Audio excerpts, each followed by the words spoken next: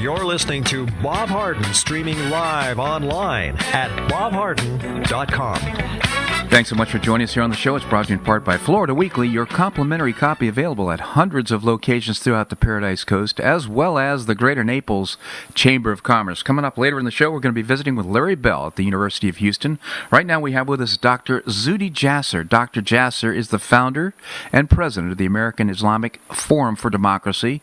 He's also the author of A Battle for the Soul of Islam, an American Muslim patriot's fight to save his faith. A terrific read, Dr. Jasser. Thank you so much for joining us. Thank you, Bob. It's great to be with you. Doc, the reason I wanted to reach out to you and speak to you is I saw a news release on the re-election of Bashar Al-Assad in Syria as the president of Syria. And, of course, you being from Aleppo, the outrage that America is not doing anything about it. I was just hoping you could comment on that. Yeah, I think it's basically how we see how much things change, and yet they stay the same. It's, that election is a farce. He's a tyrant who has overseen the growth of a killing machine and a genocide over the past 3 years against the Sunni population there that really wants to see their government change, has been part of a revolution, and we've seen it radicalized over the past 3 years, and that radicalization has really imploded into a proxy war across the region. We see now Hamas, who was running out of money and was headquartered in Syria for many years, for over 15 years, left and became part of the revolution against Assad. And now, when we think that Sunnis are fighting Shia, which is sort of the paradigm inside Syria, you find the rockets of Hamas are being funded and given by Iranian. Those are Iranian rockets. You almost see a unity of cause between Hamas and Hezbollah against Israel in this war that is a proxy war also for the region against Israel.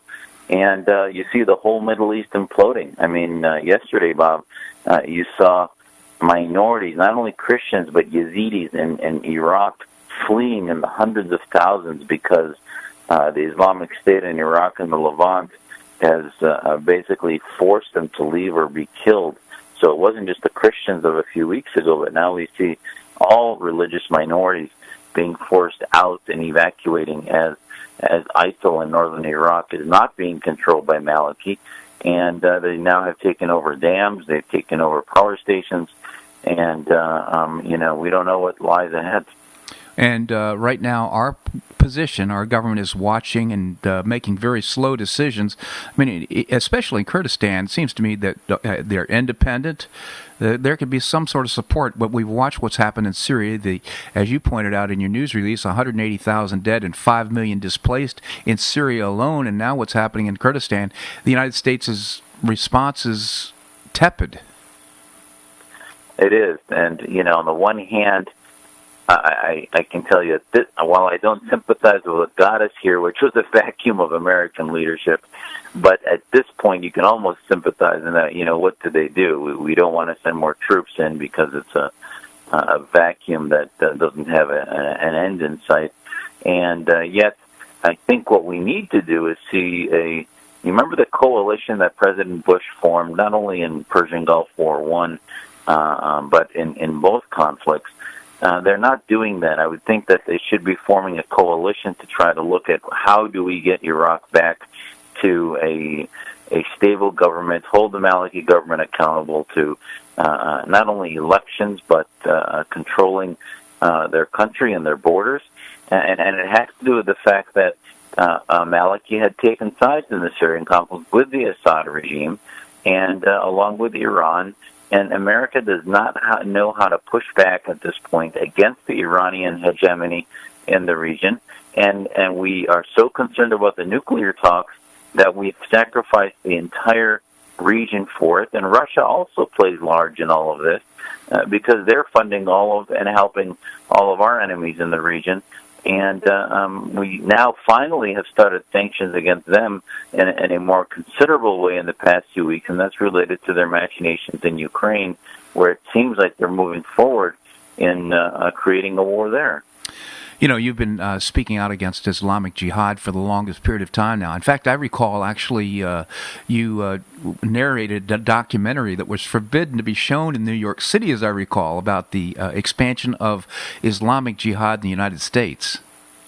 Yeah, the Third Jihad was a film that basically talked about the Brotherhood and its tentacles into the West, and how a lot of these organizations, which claim to be about Islamic freedom and Western freedom for Muslim organizations, are really about evangelical Islamist groups that wanted to come to the West to influence Western policy, and also to separate Muslims out in order to advance Syria and other aspects that we talk about in the documentary. And it had been shown as a training film for the NYPD for a number of months until the media got a hold of it, and they called it a hate film. They ignored the fact that it was narrated by a Muslim, and many of us Muslims that are reformists are ignored, and they basically allowed themselves to be driven by the Islamist groups in America that don't want America to pay attention to Islamism. And that domestic policy of inability to separate Islam from Islamism and take sides within the House of Islam and allow the Brotherhood to basically dominate how we navigate the Islamic question has prevented us from having a policy domestically, and it has allowed them to drive our foreign policy and created much of the problems we see in our inability to take sides correctly in so many regions in the Middle East. You know, Dr. Jasser, the Third Jihad, I'm going to encourage our listeners, just go to YouTube and just punch in the Third Jihad or Dr. Zuhdi Jasser's name, and you'll find a shocking, shocking video, all well documented, about what's happening here in the United States. The American Islamic Forum for Democracy, Doctor, what's it all about? Well, our organization believes that terrorism is simply a symptom, that underneath that, if you want to treat the disease, the root cause, you have to separate mosque and state. Our mission is to separate mosque and state, and that the ideology of political Islam that mixes not only politics and religion, but the Islamic State concept is the only way to defeat political Islam and radical Islam, which is one symptom of it globally. And that we as Muslims believe that that Muslims can go through the same reforms that the West went through in marginalizing and defeating the church and having governments with an establishment clause. And we take on every opportunity with fronts in the media and universities and government and policies to confront and counter the Muslim Brotherhood-type groups and demonstrate to the world that Muslims are not monolithic, that we are diverse. And we want to have a debate about reform and the need to reform these ideas that really are still stuck in the 7th century. AIFdemocracy.org, I recall, is the website? Yes. AIFdemocracy.org. Please check it out. I'd like to also do a shout-out about your terrific book, A Battle for the Soul of Islam, An American Muslim Patriot's Fight to Save His Faith. I, as a result of reading it, have a better understanding of your faith. I have a better understanding of the movement of what's happening around the world, and genuinely, I just want to recommend it to our readers. A Battle for the Soul of Islam by Dr. Zuhdi Jasser. Doctor, always a pleasure to have you on the show. Thank you so much for joining us. Thank you, Bob. I really appreciate it. My pleasure indeed.